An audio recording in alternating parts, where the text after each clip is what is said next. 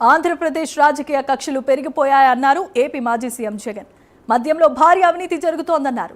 MRP ధరలకు మద్యం అమ్మటం లేదన్న జగన్ డబుల్ రేట్లకు ఇసుక అమ్ముతున్నారని ఆరోపించారు. రాష్ట్రంలో రాజకీయ కక్షలు పెరిగిపోయారని ఆయన ఆరోపించారు. డిఎస్పీనా అసలు ఇది ఏం మనిషి చేయడం చెప్పి అర్థం కావడం అసలు అంటే భీమవరం మీటింగ్లోనే అసలు ఇది నిజంగా సమాజంలో ఉన్నామా లేమా అసలు ఏం జరుగుతూ ఉంది?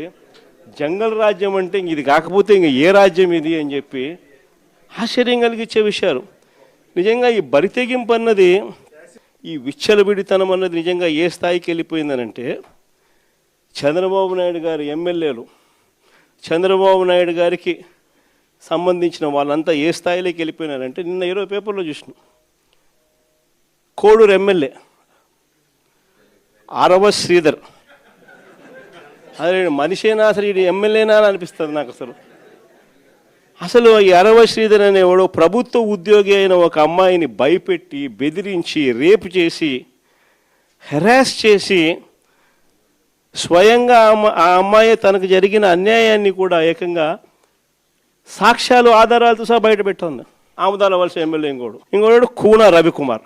ఈయన గారి వేధింపులు భరించలేక గవర్నమెంట్ స్కూల్ ప్రిన్సిపల్ ఆత్మహత్యా యత్నం చేసుకుంటే ఇప్పటి వరకు చర్యలు లేవు. సతివీడు ఎమ్మెల్యే కోనేటి ఆదిమూలం ఒక మహిళను బలాత్కారం చేసిన చివరికి ఆ అధికారిని అసలు ఈయన డ్యాన్సులు చేస్తూ ఏకంగా స్టేజ్ ఎక్కి చిందులేస్తున్నాడు మంత్రి. అసలు నాకు ఆశ్చర్యంగా ఉంది. అసలు జంగల్ రాజ్యం అని అంటే ఇంకా వేరే పేరు ఏమైనా ఉంటుందా ఈ ప్రభుత్వంలో జరుగుతూ ఉన్న పనులకు? అసలు ఈ స్టేజ్లోకి ఒక ప్రభుత్వం పోవడం ఏంది? దగ్గరుండి ఇట్లా టోళ్ళని తీసుకొని పోయి ఇన్సిడెంట్ జరిగితే భయము భక్తి లేకపోకుండా మరుసటి రోజు జైల్లో పెట్టాల్సిన వాళ్ళందరినీ జైలు అనేది ఎలా ఉంటుందో చూపించాల్సింది పోయి, ఇలాంటిది ఏదైనా చేయాలంటే బొలులో భయం అనేది ఎలా ఉంటుందో చూపించాల్సింది పోయి, వీళ్ళందరినీ ప్రోత్సహిస్తాడు ఎవడు? వీళ్ళందరినీ ప్రోత్సహిస్తూ ఉండేది వీళ్ళు. సాక్షాత్తు దగ్గరుండి చంద్రబాబు నాయుడు, ఆయన కొడుకు, ఆయన ప్రభుత్వం. నిజంగా ఇలాంటి పాలనలో మనం ఉన్నాము, ఇలాంటి రాష్ట్రంలో మనం ఉన్నాము అని నిజంగా జంగల్ రాజ్యం అని అంటే ఇదే.